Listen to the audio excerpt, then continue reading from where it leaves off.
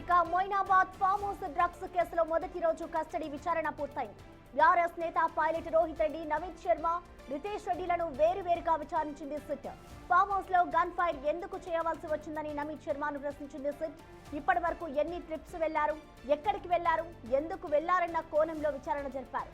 Travel చేసిన tickets, Rohit Reddy call డేటాను ముందుంచి ప్రశ్నించారు.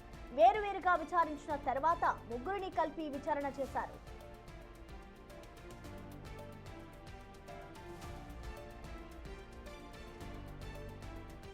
ఈ విచారణలో డ్రగ్ పెడ్లర్స్ కాంటాక్ట్ నెంబర్లను గుర్తించింది సిట్. ఇటు ఫామ్ హౌస్ లో ఇప్పటి వరకు దాదాపు 20 సార్లకు పైగానే డ్రగ్ పార్టీలు జరిగినట్లుగా సిట్ అనుమానిస్తోంది.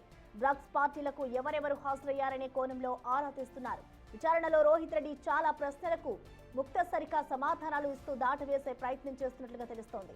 పైలట్ రోహిత్ రెడ్డి నోరు విప్పితేనే డ్రగ్స్ ముఠా గుట్టురట్టు అవుతోందని సిట్ భావిస్తోంది. మరోవైపు కస్టడీలో ఉన్న ముగ్గురు నిందితులను నేడు లేదా రేపు మొయినాబాద్ ఫామ్ హౌస్ కు తీసుకెళ్లి సీన్ రీకన్స్ట్రక్షన్ చేయాలని అధికారులు భావిస్తున్నారు. ఫామ్ హౌస్ లో కాల్పులు జరిపిన ఘటనపై నవీద్ శర్మను, లైసెన్స్ రివాల్వర్ ఇచ్చిన అంశంపై రితేష్ రెడ్డిని ప్రత్యేకంగా విచారిస్తున్నారు.